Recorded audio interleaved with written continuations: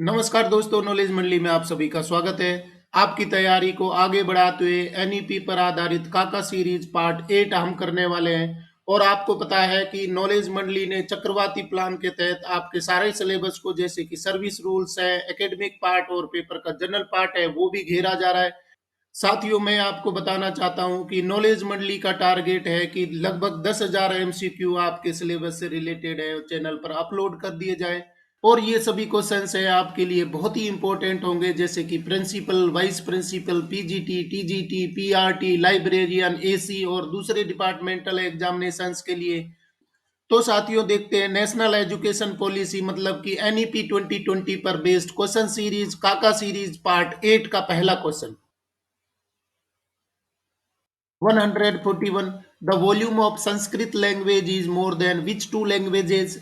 किन दो भाषाओं की तुलना में संस्कृत भाषा का विशाल भंडार है। मतलब कि इनमें से किन दो भाषाओं से अधिक वॉल्यूम है वो संस्कृत के पास में है। ऑप्शन देख लेते हैं, Arabic, Spanish, Latin, Greek, English, French, Mandarin and Russian. सही उत्तर हमारा हो जाएगा B, Latin and Greek. Latin और ग्रीक दोनों को जोड़ने के बाद में जितना वॉल्यूम बनता है उससे अधिक वॉल्यूम है, भंडार है किसके पास में है? संस्कृत भाषा के पास में है। सही उत्तर हमारा हो जाएगा B, Latin and Greek. Question देख लेते हैं 142। Fun project activity in languages would be joyful activity that would not involve any kind of assessment but what would it develop in the child. भाषाओं में मजेदार परियोजना या गतिविधि एक आनंदपूर्ण क्रियाविधि होगी जिसमें किसी भी प्रकार का आकलन शामिल नहीं होगा, लेकिन इससे बच्चे में क्या विकसित होगा? मतलब कि भाषाओं में फन प्रोजेक्ट या एक्टिविटी है वो शामिल की जाएगी जो कि एक जॉयफुल एक्टिविटी होगी, और उसमें किसी भी प्रकार का आकलन शामिल नहीं होगा, मतलब कि किसी भी प्रकार का असेसमेंट नहीं होगा इन फन प्रोजेक्ट या एक्टिविटीज में। परंतु ये क्या सिखाने में मदद करेंगे, बच्चों में क्या विकसित करने में मदद करेंगे? ऑप्शन देख लेते हैं, a sense of the unity, the beautiful cultural heritage and diversity of India, a wonderful ice breaker their whole lives, और डी ऑप्शन हो जाएगा ऑल दी अबव। सही उत्तर हमारा होगा D, all the above. Question में बताया गया है कि लैंग्वेजेज में फन एक्टिविटी या प्रोजेक्ट हैं वो शामिल किए जाएंगे, और ये फन एक्टिविटी है या प्रोजेक्ट्स हैं वो जॉयफुल एक्टिविटी होंगी जिनमें किसी भी प्रकार का असेसमेंट है शामिल नहीं होगा। परंतु ये क्या सिखाने में मदद करेंगे? ये सभी चीजों को सिखाने में मदद करेंगे। सही उत्तर हमारा हो जाएगा D, all the above. Sense of the unity, the beautiful cultural heritage and diversity of India, ये भी सिखाने में मदद करेंगे ये फन प्रोजेक्ट और एक्टिविटीज। और साथ में ही wonderful ice breaker their whole lives, उनके जीवन में ये आइस ब्रेकर का भी कार्य करेंगे जो कि फन प्रोजेक्ट या एक्टिविटीज है लैंग्वेजेज में शामिल की जाएंगी। तो इनमें असेसमेंट तो नहीं होगा, परंतु ये सब चीजें उनको सीखने में मदद करेंगे। सही उत्तर हमारा हो जाएगा डी। क्वेश्चन देख लेते 143। What cannot be overlooked about the classical languages and literature of India? Bharat की शास्त्रीय भाषाओं और साहित्य के बारे में क्या अनदेखा नहीं किया जा सकता? मतलब कि भारत की जो शास्त्रीय भाषा है, क्लासिकल लैंग्वेजेज है और लिटरेचर है, उसको अनदेखा नहीं किया जा सकता। क्यों नहीं किया जा सकता है? The flexibility to include foreign languages, these are included in the 8th schedule of the Indian Constitution. Importance, relevance and beauty contains scientific terminology. तो भारतीय क्लासिकल लैंग्वेजेज हैं और लिटरेचर को ओवरलुक क्यों नहीं किया जा सकता, अनदेखा क्यों नहीं किया जा सकता है? सही उत्तर हमारा हो जाएगा C, importance, relevance and beauty. Classical languages और लिटरेचर है वो इंपॉर्टेंट है, उनकी रेलेवेंसी है भारतीय संदर्भ में, और अति सुंदरता उनमें छुपी हुई है, इसलिए इनको ओवरलुक नहीं किया जा सकता। क्लासिकल लैंग्वेजेज और लिटरेचर है उसको भारतीय संदर्भ में बहुत ही इंपॉर्टेंट है, और साथ में वो रेलेवेंट है, उनकी खूबसूरती है, उनको ओवरलुक नहीं किया जा सकता। सही उत्तर यहां पर हो जाएगा C, importance, relevance and beauty. Move to question number 144. According to the National Education Policy 2020, at what stage coding related activities will be introduced in school education? राष्ट्रीय शिक्षा नीति 2020 के अनुसार स्कूली शिक्षा में किस स्तर पर कोडिंग संबंधी गतिविधियों को शामिल किया जाएगा? यानी कि कोडिंग संबंधित गतिविधियां हैं कौन सी कक्षा से शुरू कर दी जाएंगी एनईपी 2020 के अनुसार? ऑप्शन देख लेते हैं, preparatory stage, foundational stage, middle stage, primary stage.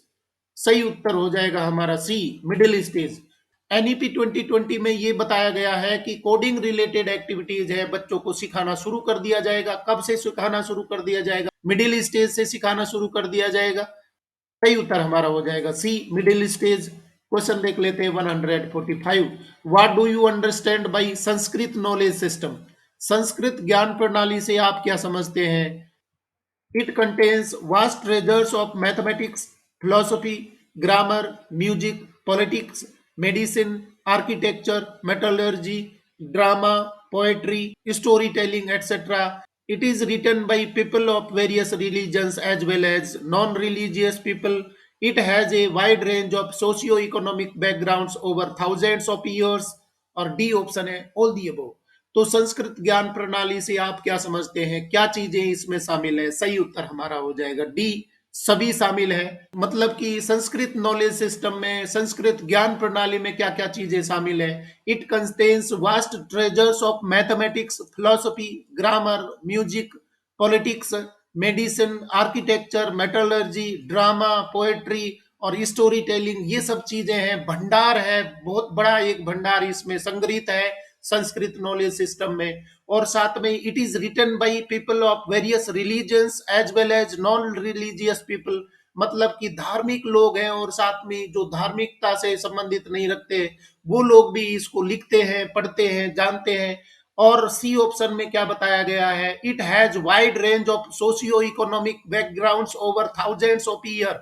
मतलब कि हजारों साल से सोशियो इकोनॉमिक बैकग्राउंड है वो संस्कृत का रहा है, भारतीय संस्कृति में इसका रोल रहा है। इसलिए इसको हम क्या बोल रहे हैं? संस्कृत नॉलेज सिस्टम बोल रहे हैं या संस्कृत ज्ञान प्रणाली कह रहे हैं। तो सभी पॉइंट है इसमें शामिल हो जाएंगे। संस्कृत नॉलेज सिस्टम है, इसमें सब चीजें होंगी, पढ़ाई लिखाई, संस्कृति और बहुत सारी धरोहर है भारत की छुपी हुई है। किसमें छुपी हुई है? संस्कृत नॉलेज सिस्टम में छुपी हुई है। तो सही उत्तर हमारा हो जाएगा D, all the above. Question देख लेते हैं 146। Sanskrit knowledge should be taught in an interesting and experiential manner using the Sanskrit knowledge system with special focus on which aspect? तो यहाँ पर संस्कृत ज्ञान प्रणाली का प्रयोग करते हुए, विशेष रूप से ध्यान देते हुए संस्कृत भाषा को रोचक और अनुभवात्मक तरीके से पढ़ाया जाना चाहिए। Writing proficiency, scientific competency, phonetics and pronunciation, vocational competency. तो किस पर ध्यान देना चाहिए? यहाँ पर बताया है Sanskrit language should be taught in an interesting and experiential manner using the Sanskrit knowledge system with special focus on which aspect. तो यहाँ पर आस्पेक्ट क्या होना चाहिए? संस्कृत को इंटरेस्टिंग और एक्सपीरियंशियल मैनर से पढ़ाना चाहिए। और यहाँ पर संस्कृत नॉलेज सिस्टम है उसका उपयोग किया जाना चाहिए। इससे पहले हम देख चुके हैं संस्कृत नॉलेज सिस्टम किसको कहेंगे। मतलब कि भारत की जड़ों में संस्कृत नॉलेज सिस्टम है वो छुपा हुआ है, तो भारतीयता में संस्कृत नॉलेज सिस्टम है वो पाया जाता है। तो इसका उपयोग किया जाएगा और संस्कृत को इंटरेस्टिंग और एक्सपीरियंशियल मैनर में पढ़ाया जाएगा। संस्कृत को विशेष रूप से किस पर फोकस करके पढ़ाया जाना चाहिए? सही उत्तर हमारा हो जाएगा सी, फोनेटिक्स एंड प्रोनाउंसिएशन। मतलब कि फोनेटिक्स और प्रोनाउंसिएशन पर विशेष रूप से ध्यान दिया जाएगा, क्योंकि संस्कृत है उसकी विशेष फोनेटिक्स है, प्रोनाउंसिएशन है, उस पर ध्यान दिया जाना चाहिए और इसमें शामिल होना चाहिए। इसको पढ़ाया जाना चाहिए इंटरेस्टिंग वे में और साथ में एक्सपीरियंशियल मैनर में पढ़ाना चाहिए। इन सभी के लिए संस्कृत नॉलेज सिस्टम का उपयोग किया जाना चाहिए। सही उत्तर हमारा हो जाएगा सी, फोनेटिक्स एंड प्रोनाउंसिएशन। अगला सवाल 147। Sanskrit text books at the foundational and middle school level में be written in which form? आधारभूत और मिडिल स्कूल स्तर पर संस्कृत पाठ्य पुस्तकें किस रूप में लिखी जा सकती हैं? ऑप्शन देख लेते हैं। Sanskrit pro, Sanskrit STS, simple standard Sanskrit triple S, Sanskrit knowledge system SKS और ancient and classical system ACS. आधारभूत और मिडिल स्कूल मतलब कि फाउंडेशनल और मिडिल स्कूल लेवल पर संस्कृत की टेक्स्ट बुक्स हैं वो कैसे लिखी जानी चाहिए, किस रूप में लिखी जानी चाहिए? सही उत्तर हमारा हो जाएगा बी, सिंपल स्टैंडर्ड संस्कृत। मतलब कि सिंपल स्टैंडर्ड संस्कृत में उसको लिखा जाना चाहिए। इसको हम बोलेंगे ट्रिपल एस बोलेंगे, सिंपल स्टैंडर्ड संस्कृत। यहाँ पर सही उत्तर हो जाएगा। Move to question number 148। Sanskrit textbooks at the basic and middle school level may be written in simple standard Sanskrit triple S. How can Sanskrit be taught? बुनियादी और middle स्तर पर संस्कृत पाठ्य पुस्तकों को सरल मानक संस्कृत एसएमएस में लिखा जा सकता है। संस्कृत कैसे पढ़ाई जा सकती है, मतलब कि यहाँ बताया गया है कि बेसिक यानी कि फाउंडेशनल और मिडिल स्कूल लेवल पर संस्कृत की जो टेक्स्ट बुक्स हैं वो सिंपल स्टैंडर्ड संस्कृत में लिखी जानी चाहिए, ट्रिपल एस में लिखी जानी चाहिए। और संस्कृत को कैसे पढ़ाया जाएगा, किस रूप में पढ़ाया जाएगा, कैसे पढ़ाना चाहिए? ऑप्शन देख लेते हैं। Sanskrit through Sanskrit STS, Sanskrit through Hindi STS, Sanskrit knowledge system SKS, Sanskrit through English ST. तो किस रूप में पढ़ाया जाना चाहिए यहां पर बताया गया है। इससे पहले वाले क्वेश्चन में भी हम देख चुके हैं कि फाउंडेशनल लेवल पर और मिडिल स्कूल लेवल पर जो टेक्स्ट बुक्स होंगी संस्कृत की वो ट्रिपल एस में होंगी, मतलब कि सिंपल स्टैंडर्ड संस्कृत में वो लिखी जाएंगी। और संस्कृत भाषा को कैसे पढ़ाया जाएगा? सही उत्तर हमारा हो जाएगा ए, संस्कृत थ्रो संस्कृत, मतलब एसटीएस के रूप में पढ़ाया जाएगा। ये आपको ध्यान रखना है। संस्कृत की जो टेक्स्ट बुक्स होंगी वो ट्रिपल एस में होंगी। और संस्कृत लैंग्वेज को कैसे पढ़ाया जाएगा? एसटीएस के रूप में पढ़ाया जाएगा। संस्कृत थ्रो संस्कृत के द्वारा पढ़ाया जाएगा, मतलब संस्कृत को संस्कृत के माध्यम में पढ़ाया जाएगा। सही उत्तर यहाँ पर हो जाएगा ए, हो जाएगा संस्कृत थ्रो संस्कृत एसटीएस। आगे बढ़ते हुए नया सवाल देख लेते हैं 149। In which class every student of India will participate in a fun project और activity on the languages of India under Ek Bharat श्रेष्ठ भारत इनिशिएटिव। भारत का प्रत्येक छात्र किस कक्षा में एक भारत श्रेष्ठ भारत पहल के तहत भारत की भाषाओं पर एक मनोरंजक परियोजना या गतिविधि में भाग लेगा? तो किस ग्रेड तक के बच्चों को एक भारत श्रेष्ठ भारत पहल के तहत भारत की भाषाओं पर एक मनोरंजक परियोजना या गतिविधि में भाग लेने के लिए प्रोत्साहित किया जाएगा? ऑप्शन देख लेते हैं। Grades 1 to 12, grade 6 to 8, grades 9 to 12, grades 1 to 5। सही उत्तर हमारा हो जाएगा बी, ग्रेड 6 टू 8, मतलब छठी से लेकर के 8वीं कक्षा तक भारत की भाषाओं पर परियोजना कार्य या गतिविधि के आधार पर इनको पढ़ाया जाएगा। और ये इनिशिएटिव है वो किसके अंडर में आ रहा है? एक भारत श्रेष्ठ भारत के तहत ये इनिशिएटिव है वो लिया जा रहा है। क्वेश्चन देख लेते हैं 150। What other classical languages R India, मतलब कि भारत की जो मूल क्लासिकल लैंग्वेज है वो संस्कृत है। इसके अलावा कौन सी क्लासिकल लैंग्वेजेज है? पाली, पर्शियन, प्राकृत, हिंदी, तमिल, तेलुगु, कन्नड़ा, मलयालम, उड़िया। पाली, पर्शियन, प्राकृत, उर्दू, कन्नड़ा, मलयालम, उड़िया, अरेबिक। कौन सा ऑप्शन ठीक हो जाएगा क्लासिकल लैंग्वेजेज के मामले में, मतलब कि भारत में कौन कौन सी क्लासिकल लैंग्वेजेज है वो बोली जाती है, पाई जाती है? यहाँ पर सही उत्तर हमारा हो जाएगा बी, तमिल, तेलुगु, कन्नड़ा, मलयालम, उड़िया। ये क्या हो जाएंगे? अदर क्लासिकल लैंग्वेजेज हो जाएंगी, भारतीय शास्त्रीय लैंग्वेजेज हो जाएंगी, भाषाएं हो जाएंगी। सही उत्तर हमारा हो जाएगा Tamil, Telugu, Kannada, Malayalam and Odia. Important question के कारवा को आगे बढ़ाते हुए नया क्वेश्चन देख लेते हैं 151। To keep the literature of Indian classical languages other than Sanskrit alive and vibrant, how to promote their teaching at the school level. Sanskrit के अलावा अन्य भारतीय शास्त्रीय भाषाओं के साहित्य को जीवित और जीवंत बनाए रखने के लिए विद्यालय स्तर पर उनके शिक्षण को कैसे बढ़ावा दिया जाएगा? यहाँ पर बताया गया है कि संस्कृत मूल क्लासिकल लैंग्वेज है। इसके अलावा हमने देखा कि कौन कौन सी अदर क्लासिकल लैंग्वेजेज है वो भारत में बोली जाती है, पाई जाती है। संस्कृत के अलावा अन्य भारतीय भाषाओं के साहित्य को जीवित और जीवंत बनाए रखने के लिए, मतलब कि अलाइव और वाइब्रेंट रखने के लिए किस चीज को शिक्षण में शामिल किया जाना चाहिए? ऑप्शन देख लेते हैं। Possibly as online modules, through experiential modules, through innovative approaches, all the above. सही उत्तर हमारा हो जाएगा D, all the above. Possibly as online module, अगर पॉसिबल है तो ऑनलाइन मॉड्यूल के द्वारा इनको पढ़ाया जाना चाहिए। साथ में थ्रो एक्सपीरियंशियल मॉड्यूल, मतलब कि एक्सपीरियंशियल लर्निंग के द्वारा सिखाया जाना चाहिए। और इसके अलावा इनोवेटिव अप्रोचेज के द्वारा इन भाषाओं को सिखाना चाहिए। कौन सी भाषाओं को? क्लासिकल लैंग्वेजेज को, इंडियन क्लासिकल लैंग्वेजेज को सिखाना चाहिए ऑनलाइन मॉड्यूल के द्वारा, एक्सपीरियंशियल लर्निंग के द्वारा और इनोवेटिव अप्रोचेज को अपना करके इनको सिखाया जाना चाहिए, जिससे कि वो अलाइव रहे, वाइब्रेंट रहे, जीवित और जीवंत बनी रहे। सही उत्तर हमारा हो जाएगा डी, ऑल दी अबव। साथियों क्वेश्चन पसंद आ रहे हैं तो लाइक बटन जरूर दबाइए। क्वेश्चन देख लेते 152। At least for how many years should students in all schools have the option of learning the classical languages of India. सभी स्कूलों में छात्रों को कम से कम कितने वर्षों तक भारत की शास्त्रीय भाषाओं को सीखने का विकल्प मिलना चाहिए? ऑप्शन देख लेते, 2 ईयर्स, 5 ईयर्स, 10 ईयर्स, 1 ईयर। तो कितने साल तक उनको बच्चों को पढ़ने के लिए शास्त्रीय भाषाओं को या क्लासिकल लैंग्वेजेज को पढ़ने का मौका मिलना चाहिए? सही उत्तर यहाँ पर हो जाएगा ए हो जाएगा। 2 साल तक बच्चों को क्लासिकल लैंग्वेज है उनको पढ़ने का मौका दिया जाना चाहिए, कम से कम 2 वर्ष मौका दिया जाना चाहिए क्लासिकल लैंग्वेजेस को पढ़ने के लिए। और क्वेश्चंस में हम देख चुके हैं कि कौन कौन सी क्लासिकल लैंग्वेज है, उनको कैसे पढ़ाया जाए, मतलब कि कोई भी क्वेश्चन है आपका छूटेगा नहीं, क्योंकि नॉलेज मंडली ने चक्रवाती प्लान में आपके सारे क्वेश्चंस को कवर करने का वादा किया हुआ है। सही उत्तर यहाँ पर हो जाएगा 2 ईयर्स। क्वेश्चन देख लेते हैं अगला 153। Through fun activities projects children will also be able to learn the languages spoken in different geographical regions of India, their original idioms and proverbs in these languages, and understanding of the nature and structure of dash spoken by the natives of India will be given। Question का हिंदी अर्थ देख लेते हैं। इन मजेदार गतिविधियों या परियोजनाओं के माध्यम से बच्चे भारत के विभिन्न भौगोलिक क्षेत्रों में बोली जाने वाली भाषाओं, उनके मूल मुहावरों एवं लोकोक्तियों को भी सीख सकेंगे। इन गतिविधियों में भारत के मूल निवासियों द्वारा बोली जाने वाली रिक्त स्थान के स्वरूप और संरचना का बोध कराया जाएगा। इन गतिविधियों में भारत के मूल निवासियों द्वारा बोली जाने वाली के स्वरूप और संरचना का बोध कराया जाएगा। कौन सी चीज का स्वरूप और संरचना का बोध भी कराया जाएगा? The languages is spoken by the natives due to foreign influence, standard languages, tribal languages, language provided by the constitution of India. तो क्या चीज को शामिल किया जाएगा? रिक्त स्थान में क्या आ जाएगा?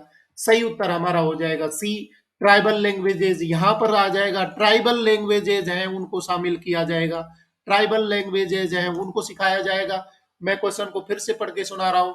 Through fun activities projects children will also be able to learn the languages spoken in different geographical regions of India, their original idioms and proverbs in these languages, and understanding of the nature and structure of tribal languages spoken by the natives of India will be given। और इन गतिविधियों में भारत के मूल निवासियों द्वारा बोली जाने वाली, मतलब कि जो प्रोजेक्ट्स होंगे या एक्टिविटीज होंगी, उनमें क्या चीज को भी शामिल किया जाएगा? ट्राइबल लैंग्वेजेस के स्वरूप और संरचना का बोध भी कराया जाएगा। तो सही उत्तर हमारा हो जाएगा सी, ट्राइबल लैंग्वेजेस। क्वेश्चन देख लेते हैं 154।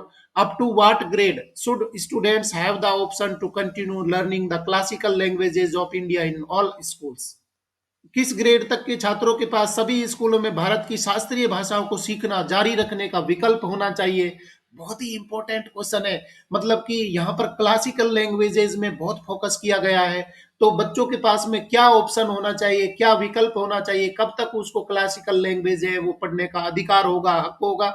ऑप्शन देख लेते हैं। Grades 1 to 5, grade 6 to 12, grade 6 to 8, grades 9 to 10। सही उत्तर हमारा हो जाएगा बी, ग्रेड 6 to 12। यानी कि एनईपी में बताया गया है कि कक्षा 6 से 12 तक वो क्लासिकल लैंग्वेजेज है वो पढ़ सकते हैं, उनके पास में ऑप्शन होगा। वो क्लासिकल लैंग्वेजेज है उनको छठी से लेकर के 12वीं तक कंटिन्यू रख सकता है पढ़ने के लिए, उसको मौका मिले, उसको ऑप्शन हो, चॉइस हो। सही उत्तर हमारा हो जाएगा बी, ग्रेड 6 to 12। अगला सवाल देख लेते हैं 155। Which languages will students be given the opportunity to study at the secondary level to learn about the cultures of the world? विश्व की संस्कृतियों के बारे में जानने के लिए छात्रों को माध्यमिक स्तर पर किन भाषाओं का अध्ययन करने का अवसर दिया जाएगा? मतलब कि यहाँ पर बांधा नहीं गया, एनईपी में बहुत एक ब्रॉड एस्पेक्ट लिया गया है। उसको क्लासिकल लैंग्वेज भी सिखाई जाएंगी, लोकल लैंग्वेज भी सिखाई जाएंगी, मदर टंग पर भी बहुत ज्यादा फोकस किया गया है, क्लासिकल लैंग्वेज पर फोकस किया गया है, संस्कृत पर फोकस किया गया है, और साथ में ये सेकेंडरी लेवल पर मौका दे दिया गया, ऑप्शन दे दिया गया है। ऑप्शन देख लेते हैं। English language only, Korean, Japanese, Thai, French, German, Spanish, Portuguese, Russian. D option हो जाएगा ऑल फॉरेन लैंग्वेजेस। और हमारा सही उत्तर यहाँ पर हो जाएगा डी, ऑल फॉरेन लैंग्वेजेस। मतलब कि कोई विशेष लैंग्वेज पर फोकस नहीं किया गया है, सभी फॉरेन लैंग्वेज को जो भी बच्चा पढ़ना चाहता है उसको मौका दिया जाएगा सेकेंडरी लेवल पर। सेकेंडरी लेवल यहाँ पर बताया गया है 9 to 12 है, वो सेकेंडरी लेवल बताया गया है। तो सेकेंडरी लेवल में उसके पास में अपॉर्चुनिटी होगी, मौका होगा कि वो विश्व को भी समझ सके, तो उसके लिए वो क्या कर सकता है, कोई भी फॉरेन लैंग्वेज ले सकता है, जिसमें इंग्लिश भी हो सकती है, कोरियन हो सकती है, जापानीज हो सकती है, Thai, French, German, Spanish, Portuguese, Russian, और ये सब लैंग्वेजेज हैं उसको विश्व को जानने में या संसार को जानने में, उसके कल्चर को जानने में मदद करेंगे। तो ये मौका दिया जाएगा किसके द्वारा, एनईपी के द्वारा, कि सेकेंडरी लेवल तक वो कोई भी फॉरेन लैंग्वेज को चूज कर सकता है। सही उत्तर हमारा हो जाएगा डी, हो जाएगा ऑल फॉरेन लैंग्वेजेस। आगे बढ़ते हुए नया सवाल देख लेते हैं 156, on what will the teaching of languages be based. भाषाओं का शिक्षण किस पर आधारित होगा? Discussion method, idea oriented learning, experiential learning, pedagogy, history based learning. तो भाषाओं का शिक्षण है वो किस पर आधारित होना चाहिए, किस पर आधारित होगा? एनईपी में क्या बोला गया है कि भाषा शिक्षण है वो किस पर आधारित होगा? सही उत्तर हमारा हो जाएगा सी, एक्सपीरियंशियल लर्निंग पेडागोजी पर आधारित होगा। मतलब कि एक्सपीरियंशियल लर्निंग पेडागोजी है वो यूज की जाएगी किसमें? लैंग्वेज टीचिंग में यूज की जाएगी। सही उत्तर हमारा हो जाएगा C, experiential learning pedagogy. Move to question number 157. Indian Sign Language ISL will be standardized at the national and state levels, for which students the curriculum material will be developed based on this Indian Sign Language. भारतीय सांकेतिक भाषा ISL को राष्ट्रीय और राज्य स्तर पर मानकीकृत किया जाएगा। इस भारतीय सांकेतिक भाषा के आधार पर किन छात्रों के लिए पाठ्यक्रम सामग्री विकसित की जाएगी? मतलब कि भारतीय सांकेतिक भाषा है, इंडियन साइन लैंग्वेज है, उसको स्टैंडर्डाइज किया जाएगा नेशनल और स्टेट लेवल पर। कौन से बच्चों के करिकुलम तैयार करने के लिए आईएसएल का उपयोग किया जाएगा? ऑप्शन देख लेते हैं। Visually impaired students, hearing impaired student, orthopaedically impaired students, mental impaired students. यहां पर सही उत्तर हमारा हो जाएगा बी, यानी कि एच आई एस का मतलब है हेयरिंग इम्पेयर्ड स्टूडेंट्स है उनके लिए जो इंडियन साइन लैंग्वेज है उसको स्टैंडर्डाइज किया जाएगा नेशनल लेवल पर और स्टेट लेवल पर, और आईएसएल को शामिल किया जाएगा करिकुलम मटेरियल तैयार करने के लिए, यूज किया जाएगा किसके लिए? करिकुलम मटेरियल बनाने के लिए, एच आई एस के लिए, हेयरिंग इम्पेयर्ड स्टूडेंट्स के लिए। सही उत्तर हमारा हो जाएगा बी, हो जाएगा। क्वेश्चन देख लेते हैं 158, which sign languages will be respected and taught as possible and relevant. जहां तक संभव और प्रासंगिक हो वहां किन सांकेतिक भाषाओं का सम्मान किया जाएगा और उन्हें पढ़ाया जाएगा? International sign languages, Indian sign languages, local sign languages, standard sign languages. कौन से सांकेतिक भाषाओं को या साइन लैंग्वेजेस को जहां तक संभव होगा और प्रासंगिक होगा उनको रिस्पेक्ट दिया जाएगा और उनके माध्यम से पढ़ाया जाएगा? वो क्या है? ऑप्शन हमारा सही उत्तर हो जाएगा सी, लोकल साइन लैंग्वेज। मतलब कि लोकल साइन लैंग्वेज है वो भी काम लिए जाएंगे, उनको रिस्पेक्ट दिया जाएगा जहां तक पॉसिबल होगा, और रिलेवेंट अगर होंगे तो उनको रिस्पेक्ट दिया जाएगा और उनको पढ़ाने में शिक्षण अधिगम प्रक्रिया में शामिल किया जाएगा। सही उत्तर यहाँ पर हो जाएगा सी, लोकल साइन लैंग्वेज। मतलब कि लोकल साइन लैंग्वेज है उनको काम लिया जाएगा। और ये किससे अलग है? ये इंडियन साइन लैंग्वेज से अलग है, क्योंकि इंडियन साइन लैंग्वेज है उनको तो क्या किया जा रहा है, स्टैंडर्डाइज किया जाएगा नेशनल लेवल पर, स्टेट लेवल पर। परंतु लोकल साइन लैंग्वेज किसी स्टेट के या कोई लोकल कम्युनिटी के उनको भी रिस्पेक्ट दिया जाएगा, और जहां तक पॉसिबल होगा, जहां तक वो रेलेवेंट होंगे उनको भी काम लिया जाएगा। तो आईएसएल अलग है, एलएसएल अलग है, इन सब चीजों को काम लिया जाएगा। कौन से बच्चों को पढ़ाने के लिए? हेयरिंग इम्पेयर्ड बच्चे हैं या डिसेबल्ड बच्चे हैं उनके लिए इनको काम लिया जाएगा। सही उत्तर हमारा हो जाएगा सी। अगला सवाल देख लेते हैं 159, what will be very important for the future of India. Bharat के भविष्य के लिए क्या बहुत महत्वपूर्ण होगा? कौन सी चीज बहुत जरूरी हो जाएगी इनमें से? Organic living and environmental education, global citizenship education, GCED, और puzzles and gaming methods, mathematics and mathematical thinking. तो कौन सी चीज है भारत के भविष्य के लिए बहुत ही इंपॉर्टेंट होगी, बहुत महत्वपूर्ण होगी? सही उत्तर हमारा हो जाएगा D, mathematics and mathematical thinking. मतलब गणित और गणितीय सोच है वो भारत के भविष्य के लिए बहुत ही इंपॉर्टेंट होगी, बहुत जरूरी होगी। सही उत्तर हमारा हो जाएगा D, mathematics and mathematical thinking. और साथियों देख लेते हैं एनईपी पर आधारित काका सीरीज पार्ट 8 का अंतिम question 160, how will the mathematics and computational thinking be given increased emphasis through out the school years. पूरे स्कूली वर्षों में गणित और कंप्यूटेशनल सोच को कौन सा तरीका अपनाकर बल दिया जाएगा? classical methods, a variety of innovative methods, traditional methods, regular methods. तो मैथमेटिक्स और कंप्यूटेशनल थिंकिंग को बढ़ावा देने के लिए किस पर फोकस किया जाना चाहिए, किसको एम्फेसाइज किया जाना चाहिए स्कूल ईयर्स में? सही उत्तर हमारा हो जाएगा B, a variety of innovative methods को अपना करके मैथमेटिक्स को और कंप्यूटेशनल थिंकिंग को बढ़ावा दिया जा सकता है पूरे विद्यालयी काल में। सही उत्तर हमारा हो जाएगा B, a variety of innovative methods. इस तरीके से फ्रेंड्स काका सीरीज 8 में 20 क्वेश्चंस हैं वो हमने कंप्लीट कर लिए हैं।